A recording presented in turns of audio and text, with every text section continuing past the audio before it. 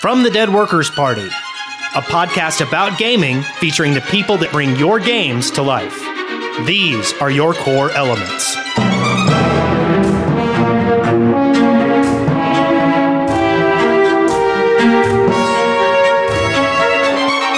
Core Elements, episode 47, recorded on July 23rd, 2013.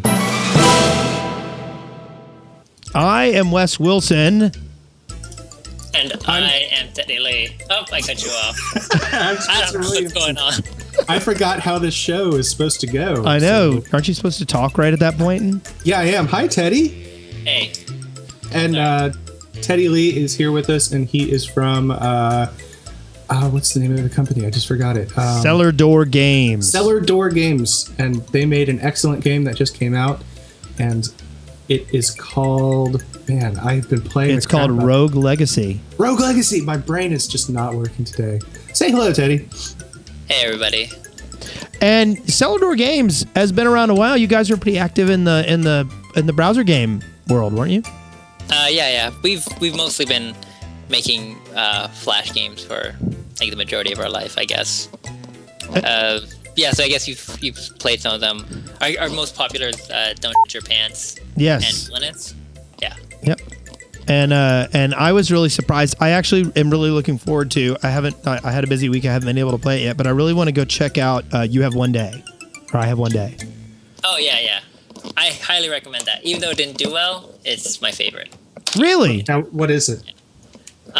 It's an adventure game with a time mechanic, so you can constantly go backwards or forwards in time to try and solve this like meta puzzle.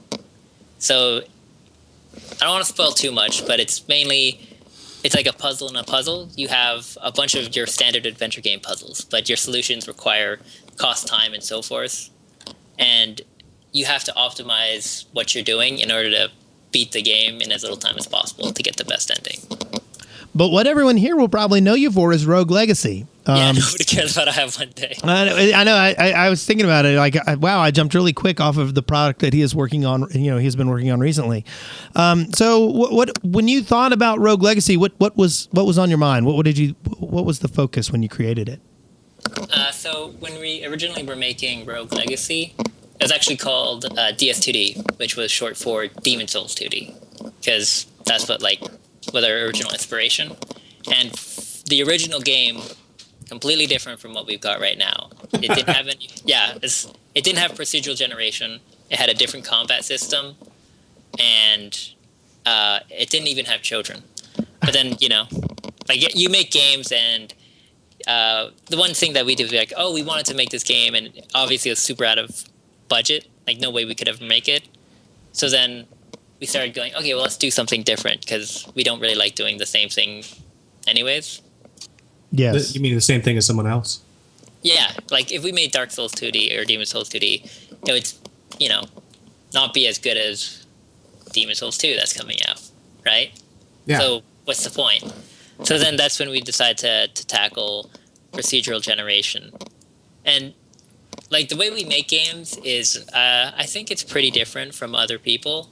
We kind of just go in with a very, very basic concept, and then we keep adding stuff to it or taking it away. I was about to say, adding things is usually a bad idea in indie development. Yeah, but okay, we don't have any documents, like no papers, no nothing. We just kind of wing it, which is super dangerous, and it's blown up in our face like one or two times. But by one or two, do you mean like 6 or 7? Yeah. We've actually canned 2 projects, although one of them was due to art and the other one was mechanics weren't working, which I think is a pretty good rate. Although that's not saying that everything was successful, right? That's just games that have never seen the light of day. Yeah. Right. And so Rogue Legacy, as it's out now, is basically a roguelike side scroller. Is that how you describe it? Yeah, I call it like Castlevania styled roguelite. Yes. With genealogy in it. So for the people who don't know, the big twist to the game is that when you die, your child takes over. and each child has genetic traits, so they can have gigantism and be really tall, or they can be like they could be a hypochondriac, and you can't tell how much damage they're taking because all their numbers are skewed up because they over exaggerate on everything. That took me forever to figure out what that one was.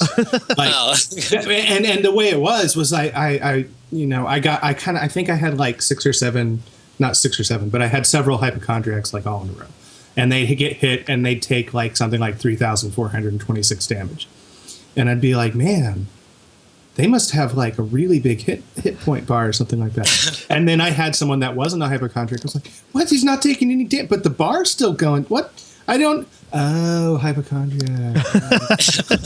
Well, my favorite, and I commented on this a couple episodes, was the whole you get gay, and people go, but it doesn't do anything. Yeah. It doesn't do anything. Well, it does something. It changes the ending slightly. But very subtle. I've never seen the ending, so I would not know. That's okay. Most people haven't. I think it's a tough game. And you do all your game design with your brother? Yeah. So the way it's kind of broken down is I do the game design, level design, game balancing, and my brother does literally everything else, which is like a huge amount of work. He does like 90% of the work on every game we do. He's the OCD one? He's the older brother, I guess, is that anything. Yeah. And are you two the only ones that work for your company? No, so we actually we worked with 3 other people. So we contracted them as Glauber Kotaki, who's the artist, who's literally all the art in the game, except for one asset is by him. And that's the background that you see in the mainer. Oh. Yeah. And 2 musicians, Judson Cohen, who goes by TEDx, and Gordon McGlattery, who goes by Shell in the Pit. Both really If my name was Gordon McGlattery, I would go by Gordon McGlattery. That is an awesome name. It is a pretty cool name. Well, we will talk more about you and your creations. But first, look at that, I totally stole it. You're stealing my bit. The most popular bit of all time.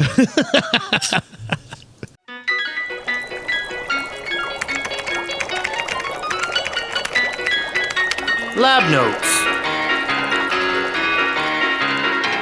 So this week, I have actually had it rough. My convention Play on Con was this week, and if you can't tell... I had to go to an awesome convention and have so much fun and drink so much alcohol and hang out with so many cool people. I had it so rough. I hung out with Seth Bling and Mark IRL. I hung out with Robert Moran and Roman. I hung out with all kinds of people. Robert Moran, whatever. Who cares? Professor Shy Guy played at it. It was great.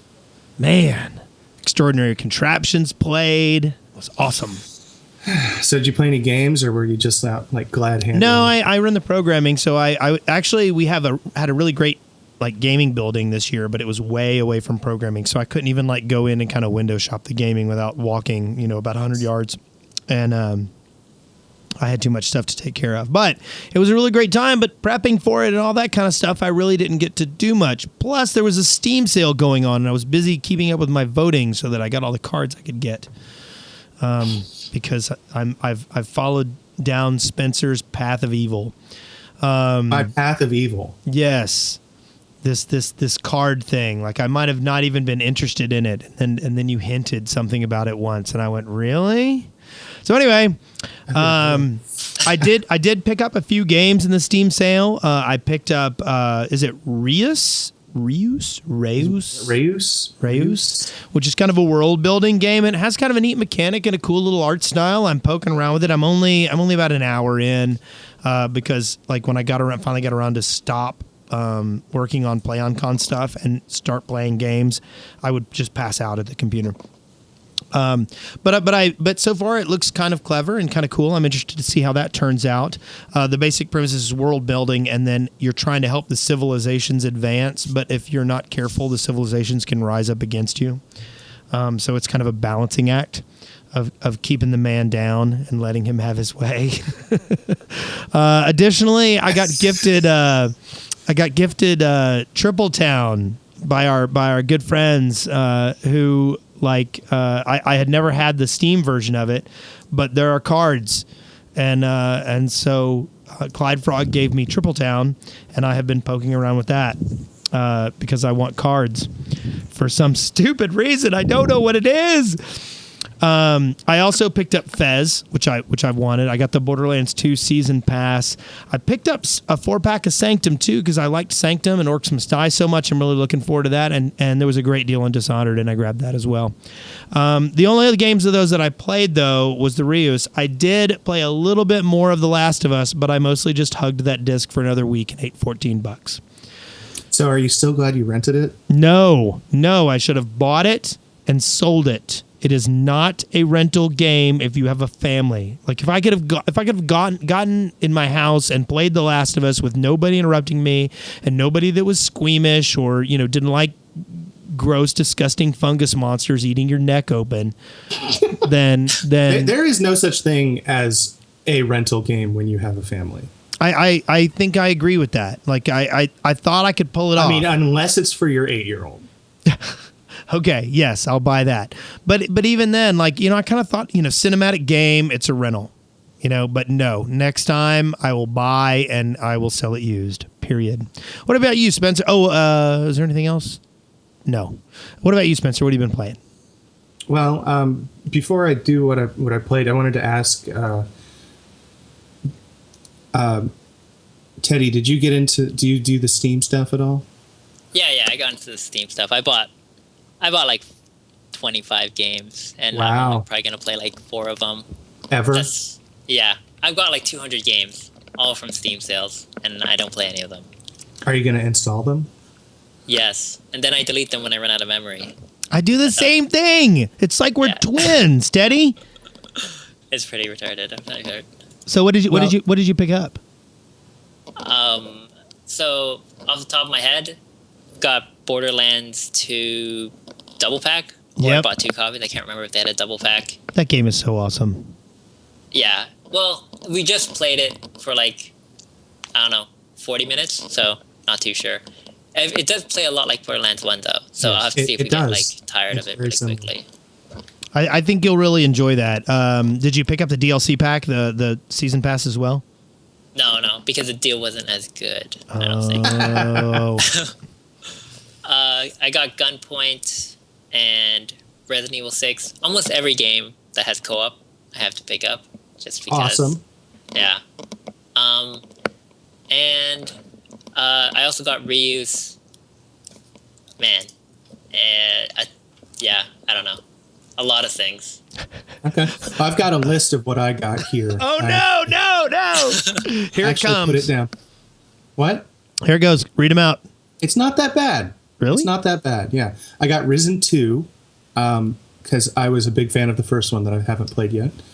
I got The Incredible Adventures of Van Helsing because it was $7, and it looks so stupid. I mean, it just putting the name Van Helsing in it ever since that movie with Wolverine in it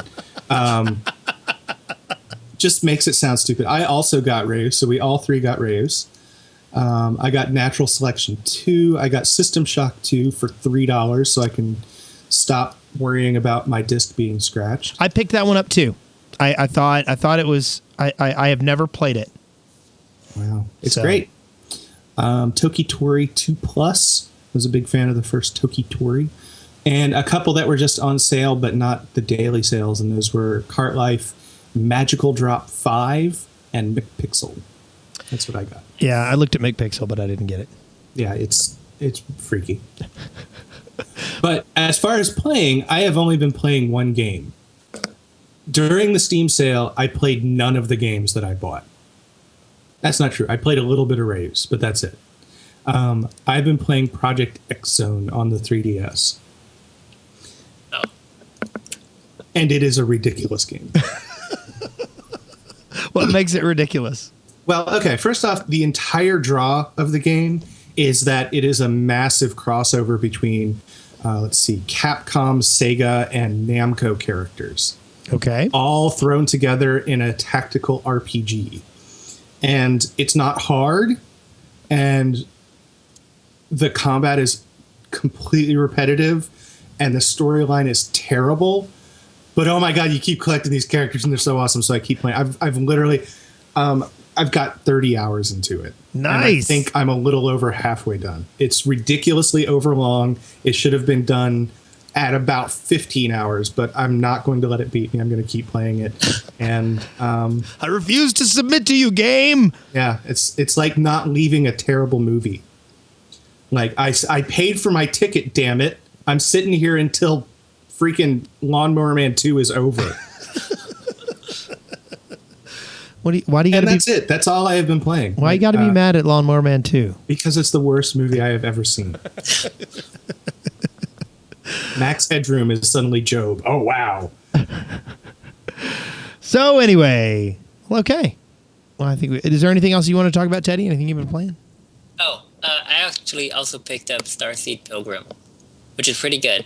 Like, at first I hated it for first hour or so, but, you know, once you kind of suss out the mechanics, it's pretty interesting. And what is that? I'm not even sure I've heard of that. I don't know how to explain it. It's like a game where you plant seeds, and then they grow into stuff, but the whole time, the world's falling apart. So you got to keep growing your garden and running along with it. Yeah, it doesn't really sound very interesting. Is that the one? Now I did. There was something I saw that was kind of had kind of an MMO feel to it. That was all about planting and using the magic that came from the plants that you put in the ground. Was that that? I have no idea. Okay. I don't play No, that's that was a Japanese game. Okay. Okay. And it was, gosh, now I'm not going to remember what it's called. It's going to kill me for the rest of this episode. Okay. And we're going to finish the show, and I'm going to go, damn it, that's what it was called. You can remember it later. We can move on. Did you play Last of Us, Teddy? Oh, yes, I did. I actually beat it like yesterday. It took me like a month to finish that game off. A whole month? See? Yeah. Have you got a family? No, just because working on this game, so I only get to play like an hour every 4 days or so. Yeah. Aren't you glad you didn't rent it from Redbox? Yes, super glad. Although, I don't know if it's the same for everybody else, but I didn't find the game actually fun. There were a lot of the gameplay, and I'm really anti-spoiler, so don't give me any plot points. But a lot of the game I found to be very tedious. The actual gameplay. I was in it for the story. Some of the gameplay was interesting, but first off, I didn't really know it was a stealth game to start off with, and the beginning was very frustrating trying to just do general combat. Yes. And then once I realized it was a stealth game, it changed. But when I would come to a room that would have lots of zombies that I needed to get to the other side of, there were times where I resented the game.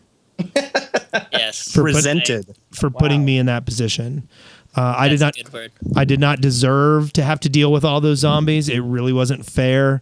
And so like I kind of sucked that into my whole gameplay experience as like maybe a success in some way. Like is it necessarily a good gameplay element when you feel the same frustrations in real life that you would if you were there? Is that possibly a success and not a failure? I say no. You know what? If you have to walk through a room full of flesh-eating mushrooms, I don't think tedium is ever an emotion that comes into your brain. I'm just speaking for myself. Well, more like I need new pants, because I keep peeing in these. I mean, how terrifying would that be, really? no, I understand. But at the same time, like, And instead you're saying, oh man, I have to deal with more of these things that are so tedious. well, maybe tedious wasn't the best word. Frustrating, enraging. Like the thing about the combat is that made me the most mad was trying to, like, you would even have the gun you needed and it would be loaded, and then you would turn towards an enemy and somehow you weren't able to like really lock onto him and get a good hit on him.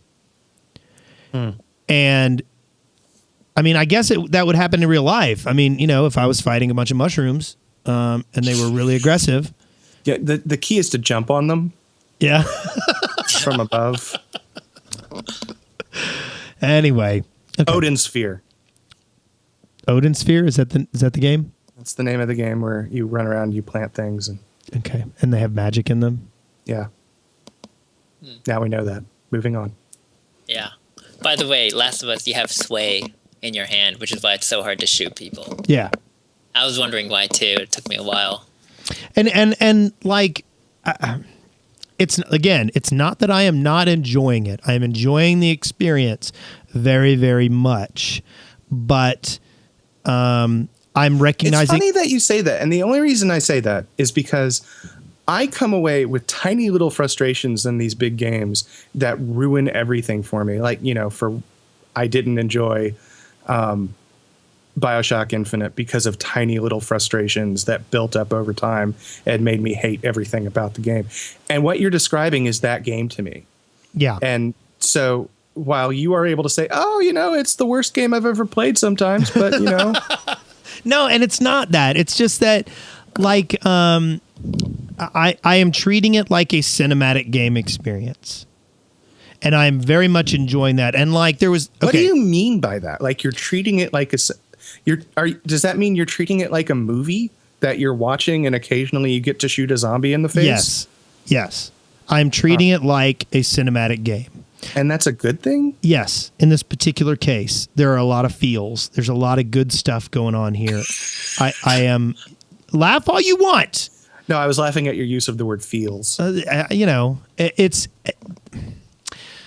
I don't really know how to describe it, except to say that were you to remove out all the cinematic elements and just leave the gameplay, I think The Last of Us would be really kind of a disposable experience. However, I do not feel that the failures of the gameplay hurt the cinematic playthrough experience that badly. Do I wish it was better? Yes. So you're saying you wished it was just a movie? I would not mind it as just a movie, and see that's not a positive thing for a game to me. I would also prefer it as a movie.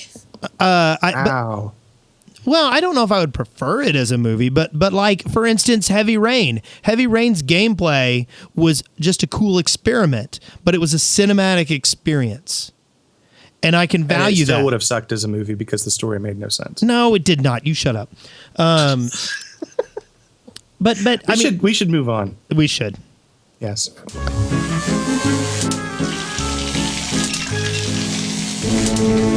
Eureka! Ow! So my first article that I have here, Nintendo claimed in a I think it was a interview that the majority of gamers today can't finish level 1 in Super Mario Brothers. Was it the majority of gamers or the majority of people?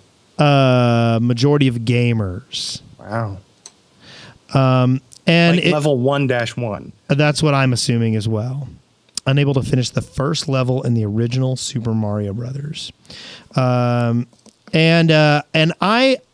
I'm a little bit kind of shocked by this. I feel like it shows a condescension from a game studio towards the people they're marketing towards, saying, well, it used to be better back in the day. But at the same time, like, I don't agree with the premise in and of itself. I think that most gamers could do level 1 of Super Mario Brothers more easily than they could back in the day. How do you feel about this? I'm very confused. So I don't know. Is this a scientific study, or is it just like a general idea, like general belief they have? They're saying in this article that around 90% of test participants were unable to complete the first level of Super Mario Brothers. That doesn't even make any sense to me. I can't even. I guess where's the if this was like something that they were like testing people on, where's the condescension there? I don't understand your complaint. if that was tested and found out, I don't know if I would talk about it, to other people. as Nintendo. Like, as scientists, that's one thing, but to say to the world, hey, most gamers can't even do it as good as we used to do it. Do it. I have literally nothing to say about this. I mean, do you really think that gaming skill has dropped dramatically? No, I think the number of people, the population of gamers has gone up significantly. And I think that a lot of the specific skill set that you used for Super Mario Brothers is not used in a lot of games these days. So, I don't see this as a value judgment at all. I can say I haven't used my platforming skills, with the possible exception of Rogue Legacy, much lately at all. So, I just don't. It's not a value judgment to say Super Mario Brothers is no longer the game it once was. I don't think. I don't know. This really struck me, though. Like, when I read it, it struck me as really beyond belief. I just couldn't fathom it. In the article, they talk about how they've been conducting this test over the past few years to see how difficult they should make their games, and have found the number of people unable to finish the first level is steadily increasing. But at the same time, like, I feel like I could What does your focus testing tell you, Teddy? My focus, you mean for our games? Yeah, I know you probably have this vast marketing empire that. Yes. So massive. So our focus test was 2 guys who we were hoping they would finish the game before we released it, and they didn't. So 0 testing. We just released. That's pretty awesome. Now, are you sure you should be releasing that information to the public, that you think so little of the people playing your game? Yes. Anyway, so maybe I'm the only one that thought this defied belief, but it seemed to me that I just don't see it. To me, it sounded like back when I was a kid, we used to have to walk uphill both ways.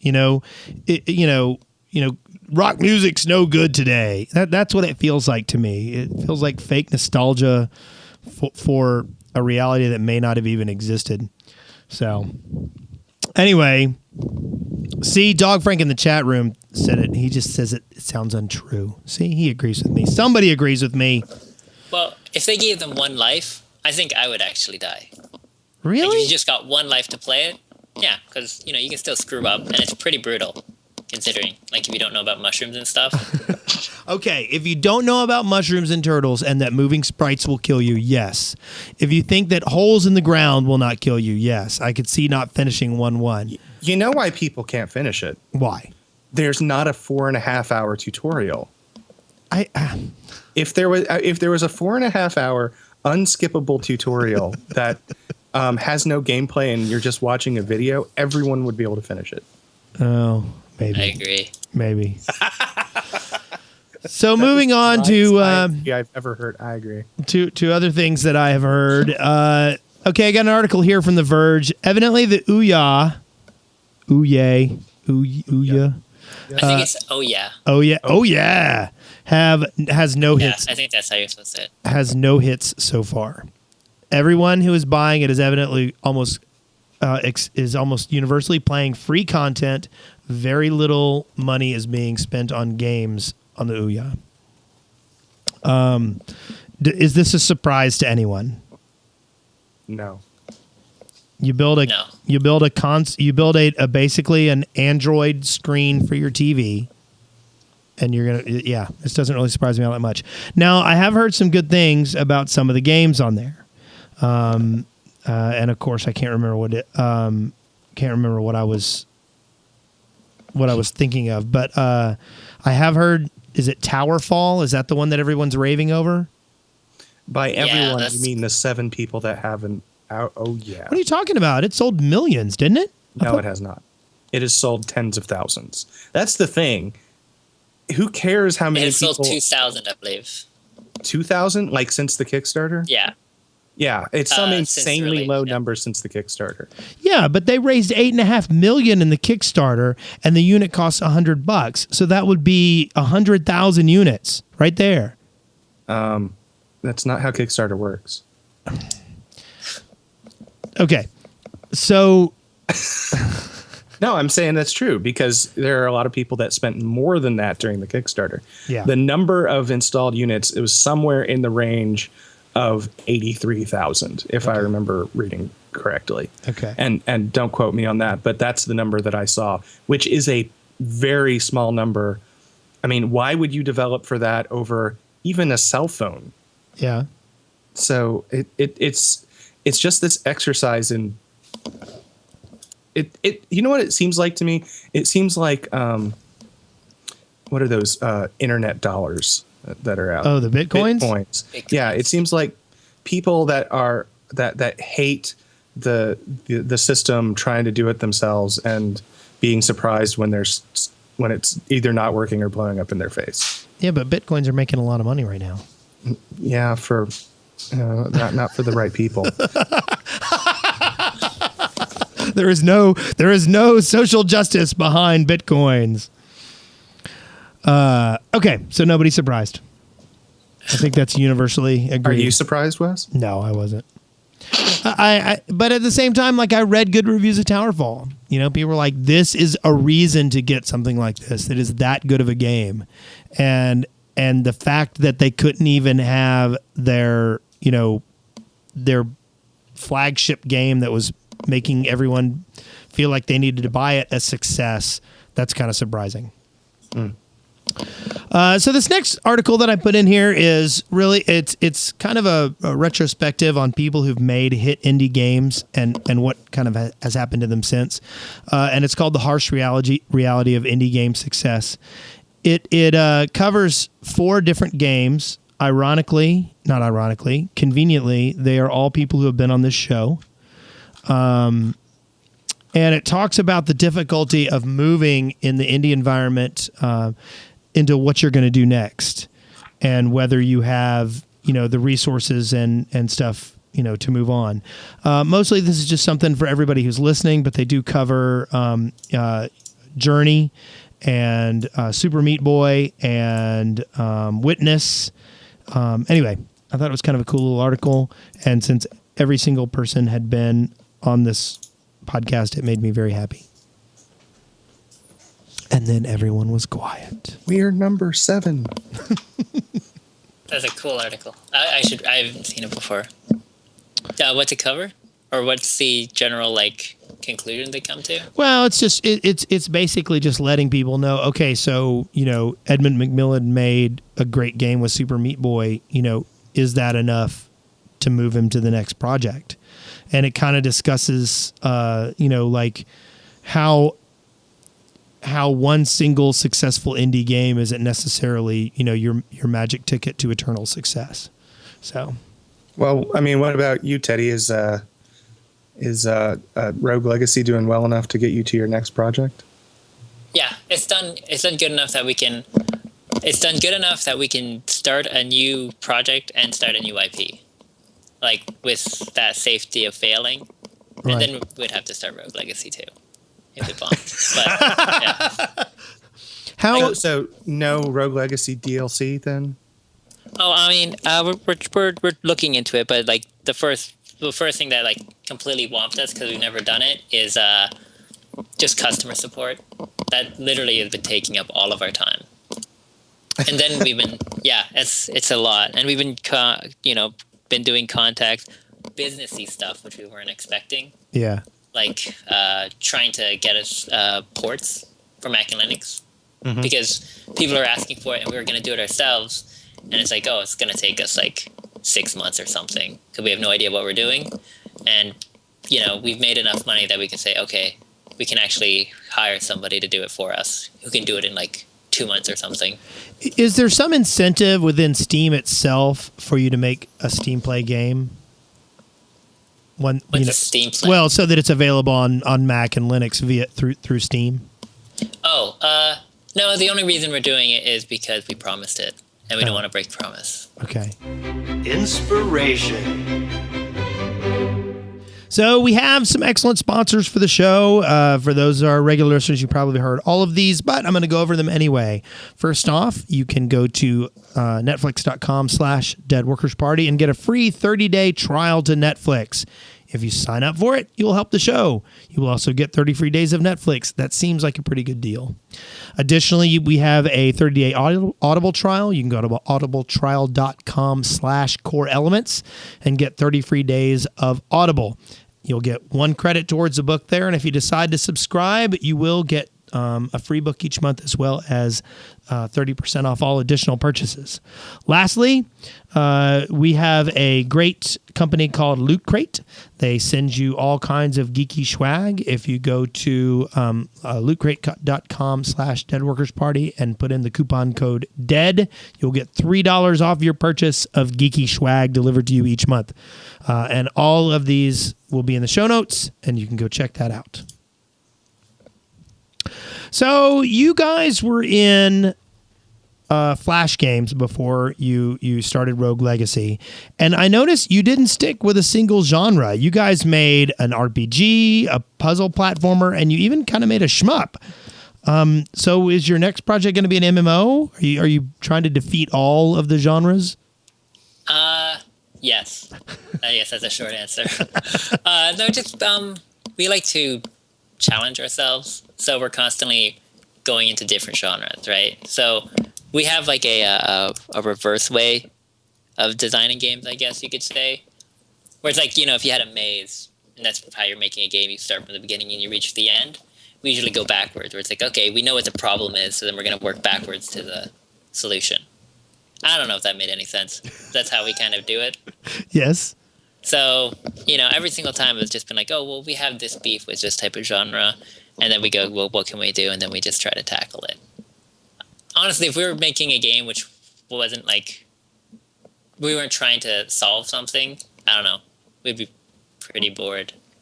And I think that's, yeah. So you're not in it to make money, you're in it to amuse yourself. Well, it's definitely more fun. Well, that's what I do it for. I don't know if that's what we're always in it to make money, like hopefully to make money, right? Because that just gives you so much ease of mind. Yeah. But yeah. Well, I mean, when you're a creative person, the ideal goal is for you not to have to worry about money. And it would be great to make free games for the rest of your life, but at the same time, like you want to make some money at it. How hard is it to work with family members? Not that hard. I don't know. Maybe it's super hard. Like, even though we worked with 5 people as a core, our families helped us out throughout this whole thing, right? Like the trailer, like that awesome trailer, that was made by my brother, Benny, right? So he came in and he just did that for us. Our sister came in at the end and really helped us out with the customer support and everything. I don't know. We're a pretty close-knit family, right? Like, we were born and we didn't have a lot of money, so we all kind of stuck together. So I'm not sure if it's the same as your prototypical 4-person family. Is it also because you're Canadian and Canadians are also nice to each other? Maybe. That's probably a big reason. If you were to get bigger, are there parts of the job that I know you said you give everything to your brother except the stuff that you do. What's your favorite part about designing games, and which part would you delegate if you had, a steady stream of employees to do your bidding? I guess the favorite part that I get from designing games is problem solving, because I don't know if there's any other job like it, but you're always getting new problems, different issues that you have to resolve, and it's never as simple as just going like, oh, we'll do the first thing that comes to mind, right? Because you have to do it. You have to do it correctly. You have to do it quickly, and you have to do it cheap. Right. So it's kind of like an adventure game, which is my favorite genre. So we'll sometimes hit these massive blockades, and it's like, oh, how are we going to do it? How are we going to do it? How are we going to try and think outside the box to come up with a cheap and easy to implement solution? And those are the funnest parts, I guess. As to what I would delegate, all of the polish, because that is not fun. Yeah, and all the customer support. All the customer support. Oh, I don't ever want to do that again. I wanted to ask, about the customer support. One of the things that just came up recently was I don't remember which game it was, but one of the indie games came out and said they did the Minecraft thing. Anyone can record our footage and put it up online and da-da-da-da, and that's fine. And I don't remember who it was because, frankly, so many of them have done it. I was wondering if that's something that you've had to deal with, people calling up or emailing you and saying, hey, can I put this on Twitch or stuff like that?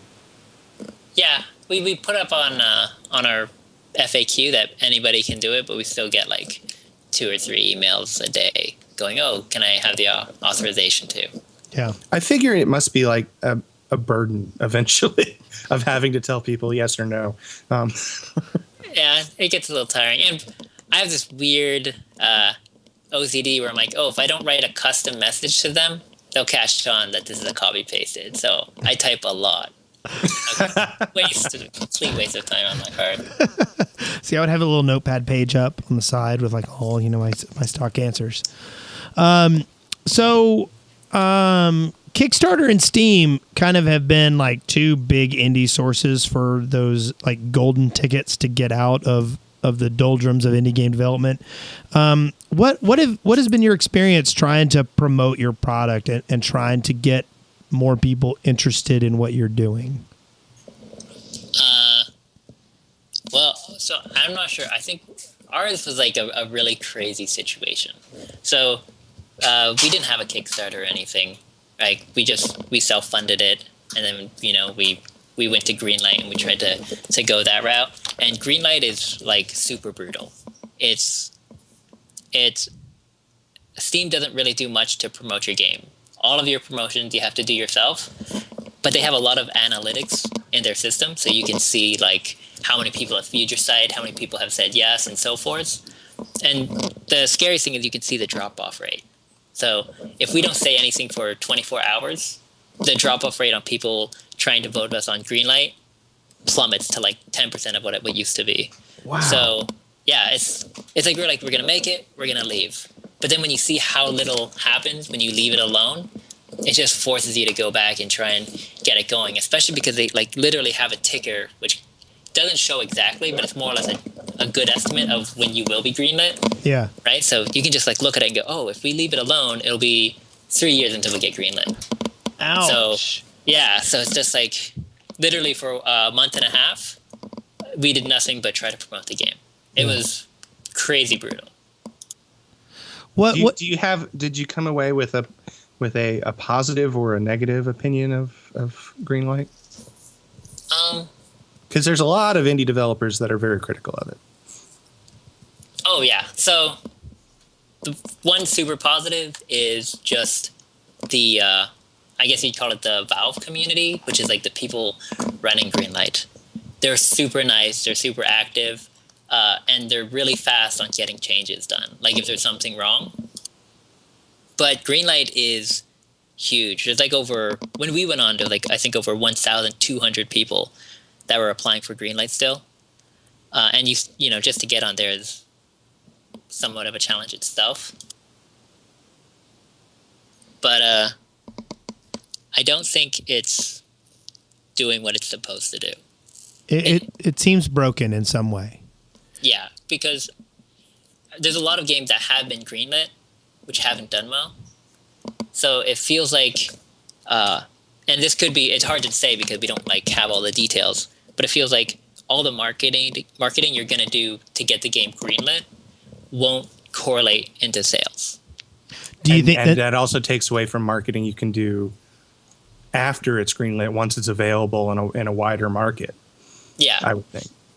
And that actually leads to a different problem because there's no like degradation of votes. So it's like the more votes, it's what you want. You want more votes. That's kind of how the system works. So all of a sudden, a lot of people are pushing their games onto Greenlight really early on, like when their game is not even alpha. So then if those games do well and they do get greenlit, now they've got like a 2-year period where they're just waiting to get the game finished. Right. So it's like this Greenlight system is kind of quasi-forcing all these indie developers into doing something that's not good. What they should be doing is the game's almost finished, then you put it on Greenlight, but that's counterintuitive to getting votes. Right. So it's messy, and But I think Valve will know what's up, and they're going to try and fix it. Yeah. It seems like, I'm always a little frustrated by the idea that a digital download service has to worry about having, like Shelf space. Yeah, exactly. I understand it's you don't like want to. They have engineered scarcity into the system for no good reason. Yeah, and that could be me being very cynical, but. And I mean, I guess I kind of understand. You might want your new releases to only be 1 page long, each week, and I can understand that a little bit, but to a degree, maybe you need to come up with a different way to categorize, or put more stuff on the first page. So, like, do you already have your next IP picked out? Do you kind of know where you're going to go, or are you still brainstorming that? Well, I don't know. It's hard to say because we have like multiple ideas that we want to do, but then even for like this game for Rogue Legacy, we had ideas piled up, and this one we just kind of did on the spur. So I'm pretty sure whatever we have planned right now won't even fly, as we just go for something off the cuff. So since it's clearly not going to be a finished product, why don't you just tell us about it? Oh no, actually, literally, like, no idea. There's one game that we wanted to make was Johnny Bicycle, which we canceled way back, and I'd like to do that one again, but that's only because it's a challenge on a narrative side, right, which we never really tackled before. This game. Did you gut another game idea to put some of the stuff into Rogue Legacy that you did? Like, I mean, do you come up with all these great game ideas and then go, oh wait, I want to take almost all of that game and put it into this one? No, but what Rogue Legacy originally was going to be has been gutted. Like, a lot of that has been lost. A lot of ideas that I still really liked, it just didn't mesh with what the game was becoming, so we just throw it out. Do you think you're going to go back and revisit some of those in the long run? Maybe. I mean, there's still, like, we still had some cool ideas that we'd want to tackle, but they still play with the kind of side-scrolling combat system. And they've done that. Yeah. I'm not doing that again. Exactly. I don't want to do that anymore. Awesome. Well, I have one more question, and that was, so you sort of view game developing as sort of like an adventure game, right? In the best case scenarios. In the best. Well, in the funnest parts of it, yeah. Okay. Do you have like Roberta Williams, like they're making the problems for you to solve?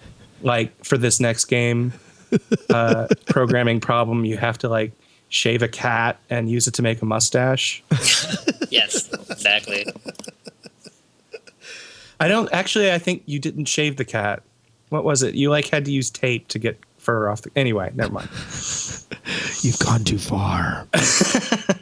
So we do have one email from a listener. This is from Bailey Weinstock. He says, when designing and coding a game, what is the longest part? Coding. 100% definitely coding. So one thing that we've done, or we usually do, and this is because I'm partially lazy, is that my brother will start programming the game like months before we really start doing any design. So one problem with studios, at least I find, is that everything goes in synchronization, right? So people are designing, and the programmers are programming, and the artists are drawing. And what happens is the designers who will like design whatever the mechanics pretty early on takes them whatever 2 weeks or 2 months, right? And the artists are doing their drawings, but the programmers will need like 7 months to do all that. So then designers will start over designing. They just keep designing more and more and more, and the artists keep drawing more and more and more. And like, oh well, the artists are just drawing, except that adds all this additional overhead for the programmers, because now they have to optimize all this art can get in. They have to create, stream loading and all this stuff, and that's why I think all this stuff balloons. Right. So, like for Rogue Legacy, I had my brother quit his job, and he's been working on it for a whole year. And during that time, I was working at another studio, and I was just doing this on weekends and holidays, the design part. And then only for the last 5 months did I actually work on it full time. Right. Has Rogue Legacy? It's gotten a lot of great press. Does it feel like a financial success for you? Yeah, I mean, it's hard to say. We haven't actually gotten a check yet from Steam because you have to wait a month, right? And then all the taxes will be deducted. So we don't know. I mean, it's done well enough. Right. So, like, we're happy with that. And, yeah, it's been well. Okay. Well, cool. I guess. Well, I mean, no, I'm always fascinated, how easy it is to read. I mean, like, it looks, I mean, I heard about the game when it came out all over the place. That's all everybody was talking about. And usually that translates into, a pretty serious financial success. So I'm just, I'm just kind of curious how that twists. So I guess we'll go ahead and. Can I say real quick how refreshing it is to have an indie developer admit to laziness? Like we've talked to a lot of indie developers on this show, and they all seem like these incredible overachieving, like supermen that they eat and breathe games, and that's all they ever do, and they never sound laid back about it. And you're just like, yeah, I'm kind of lazy, so this is how we do it. I love that. I am the youngest brother in the family, so if that sheds any light on it. Well, it's also, I sometimes I'll ask developers, like how do you organize your day, and I kind of put them on the spot. But like from some of the interviews I've read with you, I could kind of tell that you were sort of easygoing, and so I didn't dig into that too much because I figured, what the one quote I loved the most was that you didn't even really figure. You didn't do any hard work to figure out when you should release the game. You just kind of said, "Oh, July sounds good, doesn't it?" Yeah. So actually, the way that actually happened was we were like trying to get the game done, and we were sending out like early review copies to press to whoever would take it, and Phil Kohler contacted us from Polygon, and he was like, "Oh, cool. So when is this game going to be released, and is there any embargo?" And they were like, "Oh, we don't know. We'll tell you in a minute." And then we thought about it, and then we just posted it up on Twitter and everything. So it was pretty risky. It's sort of like the uncertainty principle of game release. Like, you never know when the game's going to release, and once you look at it, the game release changes. And never mind. Yeah. It did help because we contacted Valve, and we're like, "Hey, can we release now?" And they're like, "You shouldn't release then. You should release here." And we're like, "Okay, thanks." And then we did it then. They know stuff. We don't know stuff, but let's trust Valve. It's probably because they knew when the Steam sale was going to be. They're like, "No, you don't want to release then. It's a terrible time to release a new game. No one will ever." We owe Valve $1 million. Well, that was kind of funny. There was somebody who released their game the day before the beginning of Steam sale, and somebody else was like, "Wow, that is the most unfortunate time to release your game, is the day before the Steam sale." And then RIPD released during the sale. Yes. Not that anyone cares about that, but it was. I didn't even know they were making a game. Yeah, it's out on Steam. It came out during the sale. Oh man. So much interest. So much. Okay, so I guess we'll wind this down. I really appreciate you, everybody, joining in. If you get a chance, do go onto iTunes and leave us some reviews. We need to give the podcast some love. Share it with a friend. Tweet about it. We need to get some love out there for the Core Elements, because I keep being amazed at the guests I'm able to get on the show. And I feel like it deserves a little more of an audience than it probably has. Teddy, I really appreciate you coming on. I have expressed interest in trying to get you guys on, and it was really great that I could do it in such a timely manner. So I appreciate you joining us. Yeah, well, thank you for having me. Okay, Spencer, anything derogatory or inflammatory you have to add to that? Shut up, Wes. And I hope everyone has a great week.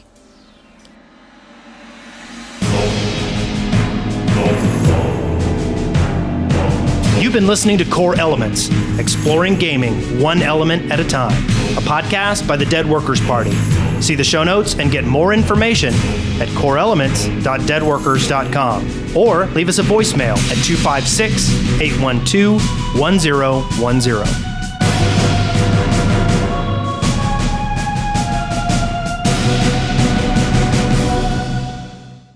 This podcast is a part of the Dead Workers Party Network. Listen to other fine shows at deadworkers.com/network.